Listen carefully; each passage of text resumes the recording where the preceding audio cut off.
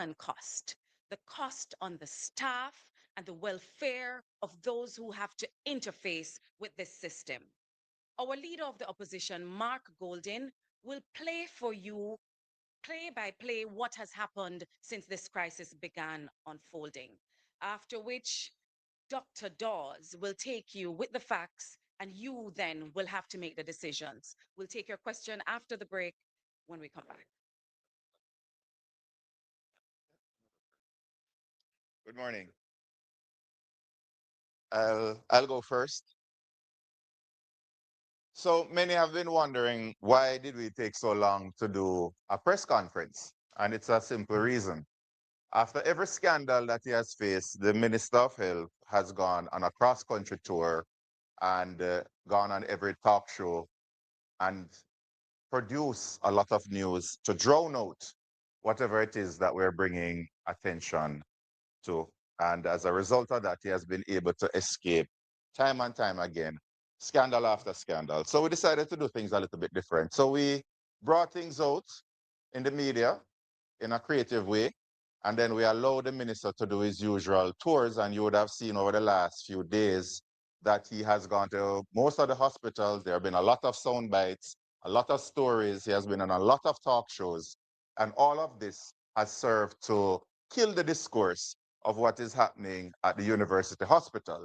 So now that he has done what he usually does, we are now going to have the press conference that so many are dying for. So we want to bring back the attention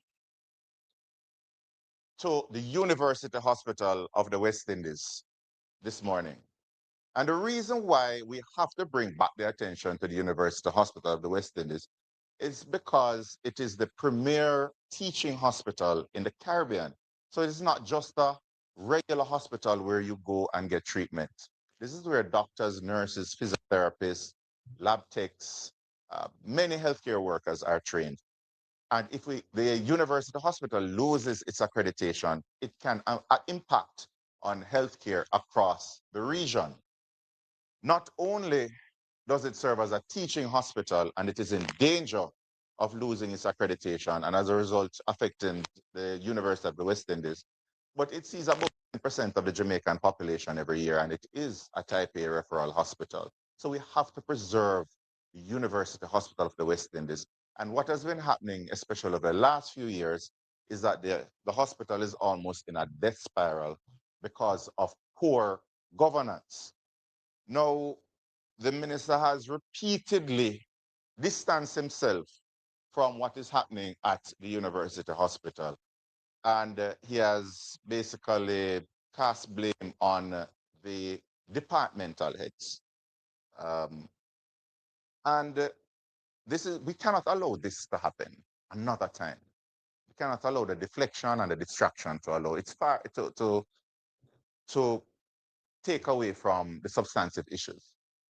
We have to stop it now because the consequences are too great. When the former board tried to enact reforms, they saw evidence of fraud, they saw procurement irregularities, and they sought to correct them. They had a CEO brought in after an exhaustive process where they had over 30 applicants. That CEO was a professional who was supposed to bring forward the reforms at the university hospital. The acting CEO of the time was not shortlisted. He was not deemed to be qualified for the job. But then the minister directly intervened and the board was dissolved. A new board was formed. The CEO who was selected to oversee the reforms at the university hospital had gone back by because they thought that they were going to work in a hostile environment. And who did this new board select to be the CEO? The same acting CEO who was not qualified for the job, according to the HR panel. This is the same CEO who has overseen the scandal that has plagued the University of the West Indies that we're seeing in the Auditor General's report.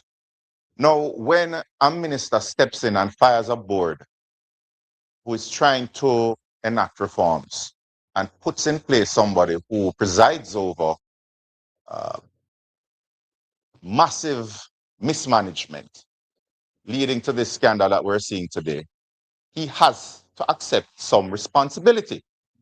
Because in firing the board and putting in place what some may say is who he favors, he has given his imprimatur on the governance structure of the university hospital. And then those who he favors, they go around acting, in the words of the staff, like absolute monarchs. And this has led to an HR crisis at the university hospital where disaffected staff have written letters of complaints, where they've had meetings where the notes have been sent to the board, crying out for change. They have highlighted procurement issues, irregularities. They have been sidelined from the process.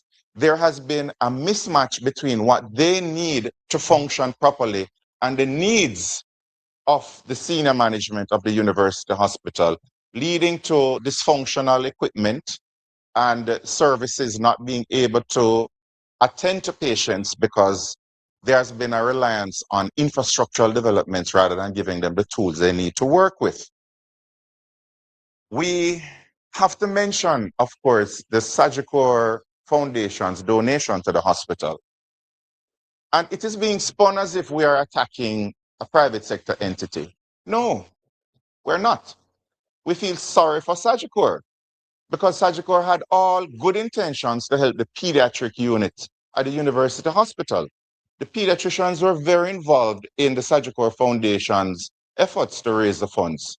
But then Sagicor was misled, hoodwinked, taken for a ride by senior managers at the university hospital who told them that the pediatric department had bought into the reallocation of the resources. So instead of the $75 million going towards the pediatric ward that it was initially earmarked for, it went towards a CT scanner purchase. And the poor organization, not knowing what was going on, went along with it. The pediatricians were basically told by some managers that they are not getting the money. The money is going to be used elsewhere, and they have no say in the matter. In their words, they feel like they were used. And it's situations like this that has led to low staff morale and has led to poor service at the University Hospital of the West Indies. And if it continues this way, you're going to see the death of a regional institution. Now, when you speak about reforms, immediately after the tabling of the Auditor General's report, when it became public, the minister announced a panel to look into the operations of the hospital and what exactly could have been done to prevent this scandal from unfolding. And it seems genuine when you look at it, that we're seeing the report coming out and then the minister taking decisive action less than 24 hours later. But they knew about the report from last year. Why wasn't this panel announced last year? Because the panel is only to serve as a distraction for you to wait 4 months, lose interest, and then you would move on to another scandal somewhere else, maybe Cornwall Regional, and then this matter would die a slow and painful death. But the minister did not need to empanel another set of individuals to look into the findings of the Auditor General report. In fact, there was already an investigative report, and this was submitted to the board from November last year. And this investigative report looked into the Auditor General's report, and it found evidence of Similar things, a lack of procurement plans, lack of documented controls, repeated internal audit warnings, fragmented governance structures, insufficient staffing, and when it went through department by department to show that the procurement department had staff that were not trained in procurement. There's a lack of digitization and there was no documentation of internal controls. The finance department was weak. The internal audit department, they repeatedly flagged issues, but no action taken by management or the audit committee. And of course, they had insufficient staffing and insufficient space to perform their duties. You look again at system-wide governance failures.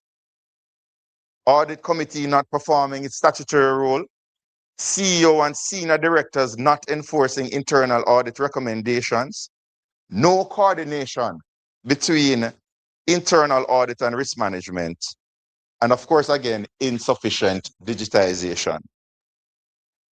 The office of the CEO was flagged repeatedly for breaches. The CEO, reading from the internal audit, the internal investigative report, the CEO confirms ultimate responsibility for operational decisions, including procurement approvals.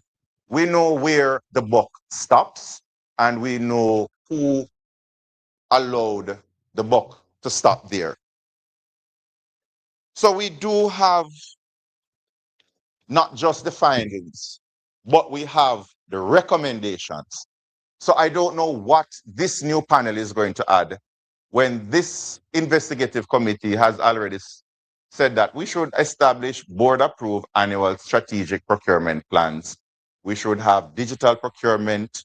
We should have immediate training and certification of all procurement staff, increased staffing, and of course, strengthening the audit committees. It's all here.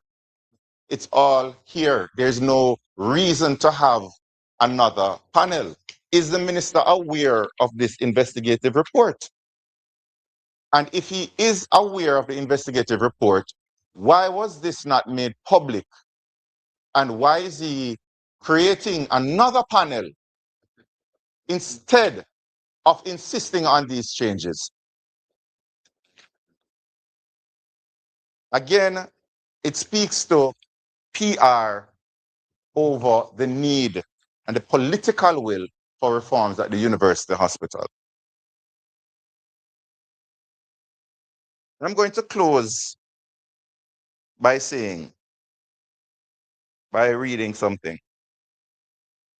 In spite of everything that's happened, repeatedly, scandal after scandal that have been brushed away by an untouchable minister with his untouchable servants, we have to take firm action in this regard.